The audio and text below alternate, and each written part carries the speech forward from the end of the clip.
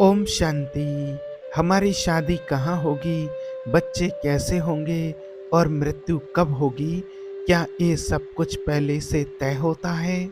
आज की दुनिया में, आज का जो वर्तमान समय चल रहा है, इसमें इन सवालों को लेकर के बहुत लोग परेशान होते हैं, जिनकी शादियां नहीं हो रही हैं या शादी को लेकर के कोई भी प्रॉब्लम चल रही है, या किसी के बच्चे दुख दे रहे हैं, या किसी प्रकार से प्रताड़ित कर रहे हैं, परेशान कर रहे हैं, अच्छे नहीं हैं, संस्कारी नहीं हैं, तो उन लोगों का ये सवाल रहता है। और अधिकतर शादी को लेकर के लोग बहुत टेंशन में, रोज़ किसी न किसी का कॉल, 10-20 लोगों के तो मैसेज कॉल आते ही रहते हैं शादी को लेकर के, कि शादी नहीं हो रही है, कब होगी? क्या हमारे कर्मों के अनुसार ये सब कुछ पूर्व निर्धारित होता है, या इसके लिए हमें कुछ प्रयास करना चाहिए? और कई लोग तो ये भी कहते हैं कि हमने कहीं जन्म लिया और फिर हमारा जन्म के उपरांत कई संबंध हमारे परिवार के जैसे हो जाते हैं, और फिर विवाह हो जाता है, विवाह के बाद एक परिवार मिल जाता है। क्या ये सब कुछ पूर्व निर्धारित होता है? इसको पूर्व जन्म बोलें, या इसको प्रारब्ध बोलें? तो देखिए, पूर्व का जो हमारा कर्म संस्कार होता है, वो ही प्रारब्ध बन करके आता है, और वो ही हमको जन्म दिलाता है, और वो ही शादी और संबंध दिलाता है, पूर्व जन्म के जो संस्कार होते हैं। और इसके अतिरिक्त जो धर्म के विरुद्ध जो संस्कार होते हैं, वो कठोर से कठोर दंड दिलाता है। और शादी हो, बच्चे हो या मृत्यु हो, ये सब कुछ पहले से तय होता है, बिल्कुल ही निर्धारित होता है और निश्चित होता है। अब बहुत सारे लोगों के मन में डाउट्स होता है, सवाल आते हैं, तो वो तरह-तरह के सवाल करते हैं, लेकिन आपको बता दें कि जो भी आपको बता रहे हैं, वो एकदम एक्यूरेट, एकदम सत्य है। आपका जब जन्म हुआ है, तो जन्म आपका ऐसे ही नहीं हो गया है। आपके लिए यही माता-पिता क्यों चुने गए हैं? आपका जन्म इसी परिवार में क्यों हुआ है? आपका जन्म कहीं और क्यों नहीं हुआ है? ये सब कुछ होता है हमारे पूर्व जन्म के कर्मों के ऊपर। जब हमारे पूर्व जन्म के जैसे हमारे कर्म होते हैं, और कर्म के अनुसार ही हमारे माता-पिता सिलेक्ट किए जाते हैं कि आपको किसके यहाँ जन्म लेना है, कौन से माता-पिता के यहाँ जाना है, कहाँ आपकी फ्रीक्वेंसी मैच कर रही है, और किस आत्मा के साथ आपने ऐसे कर्म किए हैं कि उसके यहाँ आपको बेटा-बेटी बन कर के जन्म लेना है। उसका हिसाब-किताब आपके साथ क्या है? वहाँ जाकर के आपको किसकी सेवा करनी है, किससे सेवा लेनी है, किसको सेवा देनी है। तो जहाँ भी ये हमारा कनेक्शन जुड़ा हुआ होता है पूर्व के कर्मों के अनुसार, वहीं पर आपका जन्म होगा। आपका जन्म ऐसे ही नहीं हो गया है कि किसी परिवार में आपको जन्म दे दिया गया है, भगवान ने उठा कर के आपको वहाँ रख दिया है कि जाओ इसके यहाँ पर आपको जन्म लेना है। नहीं, ये सब कुछ होता है हमारे पूर्व जन्म के कर्म के संस्कारों के अनुसार। जैसे आपने कर्म किए हैं, उसी के अनुसार ही आपको जन्म मिलता है। अब कई लोग, क्या होता है कि पूर्व जन्म को नहीं मानते हैं, कि हम नहीं मानते पूर्व जन्म में हमने क्या किया है, क्या नहीं किया है, हम कैसे विश्वास कर लें? तो आप विश्वास करें या ना करें, ये आपके ऊपर है, लेकिन वास्तविक सत्य होता है जो आपको बताया। 1 मिनट के लिए मान लेते कि आप पूर्व जन्म के ऊपर या कर्मों के ऊपर आप विश्वास नहीं करते हैं, कि किसने देखा है पूर्व का जन्म, पूर्व का कर्म। किसी ने कमेंट भी किया था कि भाई क्या अंधश्रद्धा वाली बात है, कर्म क्या ऐसा होता है, कोई इंसान है कि जो भाई वो पहचान लेता है कि किसने क्या कर्म किया है? तो हाँ, इंसान तो भूल जाएगा, लेकिन कर्म नहीं भूल सकता है। कर्म तो वो पहचान होती है कि इंसान जिसका जैसा कर्म होता है, उसको वो पीछा नहीं छोड़ता है जब तक उस कर्म का फल ना वो मिल जाए, अच्छा हो या बुरा हो। तो अगर कोई नहीं मानता है पूर्व जन्म को या कर्म को, तो उसके लिए प्रैक्टिकल बात बता देते हैं कि आज मान एक ही मुहूर्त में और एक ही समय पर और एक ही दिन में हज़ारों बच्चे जन्म लेते हैं। मान लीजिए 2 बच्चों ने एक ही मुहूर्त में जन्म लिया है, और एक ही तारीख में एक ही मुहूर्त में जन्म लिया है। एक बच्चे ने राजा के घर में जन्म लिया, जो राजकुमार बन गया, जहाँ उसके लिए कितने ही दास-दासियाँ सेवा के लिए खड़े हुए हैं, और एक बच्चे ने भिखारी के यहाँ जन्म लिया है, और वो भिखारी बन गया है, जहाँ उसको 2 वक़्त का भोजन पीने के लिए दूध नहीं है, चाय नहीं है, बिस्किट खाने के लिए कुछ भी नहीं है। तो अब दोनों बच्चों ने जन्म लिया है एक साथ, एक बना है राजकुमार और एक बना है भिखारी। तो अभी तो इन बच्चों ने कोई कर्म नहीं किया, फिर एक राजकुमार, एक भिखारी कैसे बन गया है? दोनों राजकुमार क्यों नहीं बने या दोनों भिखारी क्यों नहीं बने? तो ये सब कुछ जो होता है हमारे पूर्व कर्मों के अनुसार ही निर्धारित किया जाता है कि आपने पूर्व में कैसे कर्म किए हैं, अब आपने कैसे संस्कार बनाए हैं और किन आत्माओं से आपका कनेक्शन है, उन्हीं के घर में आपका जन्म होगा। इसके ऊपर कोई विश्वास करे या ना करे, ये वास्तविक सत्य होता है और आप इसका प्रैक्टिकल अनुमान लगा सकते हैं। उसके बाद फिर होती है शादी। जब बच्चे बड़े हो जाते हैं, शादी पर बात आती है, तो शादी को लेकर के बहुत लोग टेंशन में रहते हैं कि आखिर हमारी शादी कहाँ होगी और कब होगी। तो क्या ये भी पूर्व निर्धारित होता है, पहले से तय होता है? तो हाँ, बिल्कुल ये निश्चित होता है, पूर्व निर्धारित है, पहले से तय होता है कि आपकी शादी किस व्यक्ति से होनी है और किस समय पर होनी है। ये बिल्कुल निश्चित होता है, आपके संस्कार कर्मों के अनुसार ही ये तय किया जाता है कि आपको किससे मिलना है, क्योंकि जब हमारा इस सृष्टि पर जन्म होता है तब सारी हमारे जीवन की हिस्ट्री बनती है कि आपके लिए माता पिता के साथ कितने समय तक रहना है, उसके बाद कहाँ शादी होनी है, किस व्यक्ति के साथ में शादी होनी है, फिर उसके साथ कितना क्लोज रहना है, कितने समय तक उसके साथ रहना है और उसके बाद फिर कहाँ जाना है, ये सब कुछ बिल्कुल पहले से तय होता है।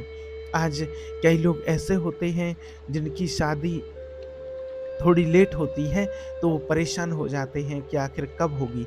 लेकिन आपका समय नहीं आया है अभी, चाहे भले आपकी एज 30 हो गई हो, 30 प्लस हो गई हो, कुछ भी हो गया हो, लेकिन जब समय आ जाएगा तभी आपकी शादी होगी और जिस व्यक्ति से होनी है, जब वो व्यक्ति सामने वाला मिल जाएगा तभी आपकी शादी होगी। क्योंकि ये चीज़ एक बार और बताई थी आपको कि जब तक समय नहीं आया है, समय से पहले और भाग्य से ज़्यादा कभी किसी को नहीं मिलता है। आप कितने ही परेशान होते रहें, भले कितने ही लोगों का ये सवाल रहता है कि हमसे छोटे भाई हैं या बहन हैं या फिर उनके कोई फ्रेंड हैं, उन सब की शादी हो गई है, उनके बच्चे भी हो गए हैं, उनकी बढ़िया लाइफ सेटल हो गई है, सब कुछ बढ़िया चल रहा है, लेकिन हमें सब ताने मारने लगे हैं और हमारी नहीं हो रही है, ये सब क्यों हो रहा है? तो ये होगा क्योंकि उनका समय आ गया था, इसलिए उनकी जल्दी हो गई है, आपका भी समय नहीं आया है और जब समय नहीं आया है तो नहीं हो सकती है, वो व्यक्ति सामने वाला नहीं आया है। आप कितने ही लड़कियाँ रिजेक्ट कर दें, आप कितने ही लड़के रिजेक्ट कर देंगे। लोग कहते भी हैं कि मैंने तो इतने लड़के 20-30 लड़के देख लिए, लड़कियाँ देख लीं, लेकिन कोई पसंद नहीं आ रहा। तो पसंद आएगा ही नहीं आपको अभी, क्योंकि अभी आपका समय नहीं आया है और जिससे होनी है वो सामने नहीं आया है। जिस दिन आपका समय आ जाएगा तो जिससे होनी है वो भी मिल जाएगा और उससे आपकी शादी भी हो जाएगी। आप परेशान ना हो बिल्कुल भी, क्योंकि समय से पहले कुछ नहीं हो सकता है। ये तो आपने सुना ही होगा कि जोड़ियाँ तो ऊपर से बन कर के आती हैं, यहाँ तो सब कुछ फ़ॉर्मेलिटी होती है। तो अगर ऊपर वाले पर आपको भरोसा है तो आप विश्वास रखिए, जहाँ आपकी जोड़ी बनी होगी आपके कर्म के अनुसार और जिस समय, तभी होगा। क्योंकि एक समय का इंतज़ार, जो शुभ समय होता है, उस शुभ समय का हमें पता नहीं होता है, लेकिन उससे पहले कुछ नहीं होता है। उस शुभ समय का इंतज़ार हमें हर किसी को करना ही होता है। आज आपके लिए एक और उदाहरण बता देते हैं, जो आप सभी ने देखा है, रामायण का, जो प्रैक्टिकल उदाहरण था कि जब श्री राम जी का माता सीता का जब विवाह होना था, तो माता सीता के विवाह के लिए उनके पिताजी ने स्वयंवर रचा था और उनकी प्रतिज्ञा थी कि जो शिव धनुष को तोड़ेगा उसके साथ ही सीता का विवाह होगा। उनकी प्रतिज्ञा थी। अब वहाँ पर एक से एक बलशाली राजा सब कुछ उपस्थित हुए, लेकिन किसी ने धनुष को हिला नहीं पाया, किसी ने नहीं तोड़ पाया। अब राम जी ने तोड़ा जब धनुष, तो राम जी पहले तोड़ सकते थे, उन्होंने इतना समय क्यों लगाया था? बात बताने की सिर्फ ये है। तो जो उनके गुरु थे, वो त्रिकालदर्शी थे, वो ज्ञाता थे, वो शुभ समय का इंतज़ार कर रहे थे कि वो शुभ समय आने दो जब इस धनुष पर प्रत्यंचा चढ़ाई जाएगी। तो उनको भी समय का इंतज़ार करना पड़ा था और जब वो शुभ समय आ गया तभी श्री राम जी को उन्होंने आज्ञा दी कि अब जाओ और धनुष पर प्रत्यंचा चढ़ाओ, धनुष को तोड़ो और राजा जनक का संशय दूर करो। क्योंकि तब जब शुभ समय आ गया, अब उन्होंने देख लिया था कि शुभ समय आ गया है और इसी शुभ समय पर अब धनुष टूटेगा और जानकी जी श्री राम जी के गले में वरमाला पहनाएँगी, वो शुभ समय का इंतज़ार कर रहे थे। तो जब उनको शुभ समय का इंतज़ार करना पड़ा, तो हम तो इंसान हैं, हमें पता नहीं है कि हमारा शुभ समय कब है। आपको परेशान नहीं होना है, शुभ समय आने पर आपको आपका जो भी लाइफ पार्टनर होगा वो मिल जाएगा। उसके बाद फिर आपके बच्चे कैसे होंगे, कैसे संस्कारी होंगे, कैसा क्या होगा, वो भी आपके कर्म के अनुसार डिपेंड करता है कि उन बच्चों के कर्म संस्कार आपके साथ कैसे मेल-जोल खाएँगे, आपने किससे सुख लिया है, किससे दुःख लिया है। वो सब बच्चे जो आते हैं, वो सुख और दुःख देने या लेने, हमारी लाइफ में कोई भी व्यक्ति आता है, तो अपने कर्मों का हिसाब-किताब चुकतू करने के लिए ही आता है। और इन्हीं सब कर्मों का हिसाब-किताब चुकाना पड़ता है। अगर कोई व्यक्ति शादी के बाद भी अगर कोई व्यभिचार करता है, किसी परपुरुष से या परनारी का स्पर्श करता है, तो वो नवीन कर्म होता है। अगर कोई शादी के बाद कोई पत्नी जैसे पति को प्राप्त कर लेती है और उसके बाद भी अगर परपुरुष का स्पर्श करते हैं, चाहे स्त्री हो या पुरुष हो, तो ये दुर्गति ही कराएगा। ये दुर्गति ही कराएगा, ये अपना वो नवीन कर्म बना रहे हैं और इसी जन्म में उसका फल आगे आ जाता है, कभी-कभी इस जन्म में नहीं मिल पाता है, तो उसका फल समय रहते आगे ज़रूर आता है और उसको बहुत कठोर दंड मिलता है, जो व्यभिचारिणी स्त्री हो या पुरुष हो। तो अगर हम पूर्व प्रारब्ध के अनुसार चलते रहे, तो हमसे पाप कर्म नहीं हो पाएँगे, इस बात को याद रखना। और नवीन पुरुषार्थ हम परमात्मा की श्रीमत के अनुसार अगर अभी करते रहे, तो संचित कर्म जो है, वो भस्म हो जाएगा और क्रियमाण जो होता है, वो निष्फल हो जाएगा और जो क्रियमाण वर्तमान कर्म होता है, उसको हमें भोगने की क्षमता हमें परमात्मा से मिलेगी, जब हम परमात्मा की श्रीमत के अनुसार चलते हैं और जब हम भगवान की साधना करते हैं, कोई भी गंदे व्यभिचार नहीं करते हैं, परमात्मा की श्रीमत के अनुसार चलते हैं, भगवान का ध्यान करते हैं, तो जो पूर्व जन्म के पाप कर्म होते हैं, उनको नष्ट करने की पावर हमारे अंदर आती है और इस जन्म के जो कर्म होते हैं, वो हमसे कोई गलत कर्म नहीं बनते हैं और पूर्व जन्म में जो कर्म बन चुका है, वो नष्ट होता और जो हमारे सामने आता है, उसको हमें सहन करने की क्षमता भी हमें प्राप्त होती है। अब क्या होता है, कई लोगों के मन में ये सवाल आते हैं और कितने लोगों ने पूछा है कि अंदर में जो नेगेटिव विचार आते हैं, गलत कर्म आते हैं, गलत करने का मन करता है, तो उसके लिए क्या करना है? तो देखिए, विचार तो आएँगे क्योंकि संसार में रहते मायावी संसार है, तो गंदे विचार आएँगे, नेगेटिव विचार आएँगे, लेकिन उन विचारों को हमें करना नहीं है, उनको काट देना है। वहीं पर उस पर अंकुश लगा देना है कि नहीं, ये गलत नहीं सोचना है, गलत नहीं करना है, ये गंदे विचार हमें अपने मन में नहीं लाना है, क्योंकि इससे आपको दुःख ही मिलेगा, इससे सुख की प्राप्ति नहीं हो सकती है। उनको विवेक के द्वारा काटना है और ये काटने का बल आता है परमात्मा की याद से, नाम जप से। इसलिए आपको बार-बार कहते हैं कि आप ब्रह्म मुहूर्त में उठ कर के ईश्वर का ध्यान कीजिए, मेडिटेशन कीजिए, साधना कीजिए, नाम जप कीजिए, तो आपके अंदर बिल्कुल या तो नेगेटिव विचार, गंदे विचार आएँगे नहीं और अगर आएँगे तो आप उनको वहीं पर काट सकते हैं, उनको रोक सकते हैं, उनको फुल स्टॉप लगा सकते हैं कि नहीं, हमें ऐसे गंदे विचार नहीं करने हैं। और भगवान के ध्यान के बिना, मेडिटेशन के बिना इतनी किसी के अंदर पावर नहीं है कि नाम जप के बिना वो अपने अंदर के गंदे विचारों को काट सके, उन पर फुल स्टॉप लगा सके। वो फिर क्रियान्वित हो ही जाएगा और अगर कोई गंदा विचार आता है और वो क्रियान्वित हो जाता है, तो फिर एक और नया कर्म बन जाता है। इसलिए इन सब चीज़ों को विचार में रखते हुए, ध्यान में रखते हुए ही कोई कर्म करना है। संतान कैसी आएगी और कितने दिन तक आपके साथ रहेगी, ये भी बिल्कुल तय होता है, क्योंकि कई लोग आज बहुत सारे लोगों के कमेंट मैसेज आते हैं कि हमारे बच्चे ऐसे क्यों हैं, या फिर बच्चे क्यों चले गए हैं, या बच्चे खर्चा करवा रहे हैं, तो ये सब क्या है? तो ये सब कुछ भी आपके कर्म के अनुसार ही पहले से तय होता है कि बच्चा आया है, बच्ची आई है, जन्म लिया है, अब इसका स्वास्थ्य कैसा रहेगा? ठीक रहेगा, स्वस्थ रहेंगे, बीमार रहेंगे, आपका पैसा खर्च करवाएँगे और कितने दिन तक आपके साथ टिकेंगे, कितने दिन तक वो संतान आपके साथ रहेगी, बच्चे या बच्ची के रूप में, या फिर चली जाएगी आपको छोड़ कर के, मृत्यु हो जाएगी। ये सब कुछ पहले से तय होता है, ये भी अपने कर्म के अनुसार ही होता है, इसमें बिल्कुल भी संशय ना लाएँ। ये हमारे कर्म के अनुसार ही होता है कि आपके साथ उसको कितने समय तक रहना है, क्योंकि उसका ये हिसाब-किताब होता है।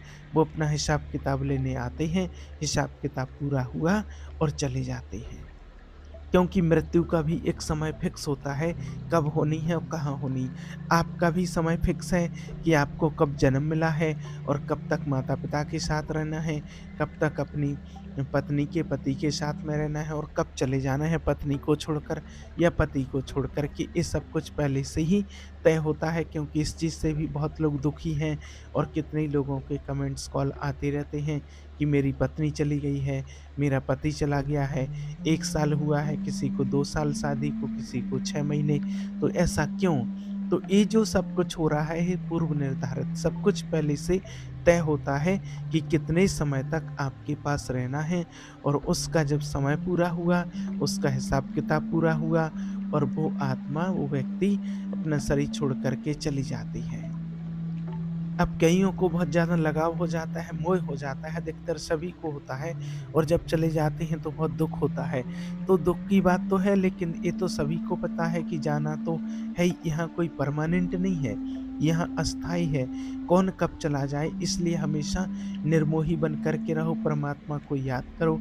एक ईश्वर ही सच्चा साथी है इस दुनिया में, और कोई सच्चा साथी नहीं है कि आपके साथ कोई यहाँ परमानेंट रहने आया हो। कोई भी संबंधी ये ऐसा नहीं है कि आपके साथ हमेशा परमानेंट रहेगा। इसलिए मोह का त्याग करके और एक परमात्मा के सद्मार्ग पर चलते हुए सत्य कर्म करो, पुण्य कर्म करो, अच्छे कर्म करो, तो आपका जीवन सुखी रहेगा। और आगमन तो लगा ही रहता है, आना और जाना। ये तो संसार का नियम है, यहाँ कोई परमानेंट नहीं है। चाहे कोई कितने भी बड़े-बड़े आज ऋषि-मुनि हुए हैं, कोई भी हुए हैं, जिनकी इस संसार को बहुत ज़रूरत थी, लेकिन इस संसार का जो नियम बना हुआ है, उस विधाता का उसको कोई तोड़ नहीं सकता है। आना और जाना, ये लगा ही रहता है, और यही शाश्वत सत्य है, इसको आपको स्वीकार ही कहना पड़ेगा। इसलिए शादी को लेकर के, मृत्यु या बच्चों को लेकर के किसी प्रकार की कोई टेंशन ना करें। कर्म अच्छे करते रहें, आपको सब कुछ बढ़िया मिलेगा। किसी को जल्दी मिलता है, किसी को लेट मिलता है, ये भी अपने कर्म के अनुसार ही सब कुछ होता है। ठीक है? ओम शांति।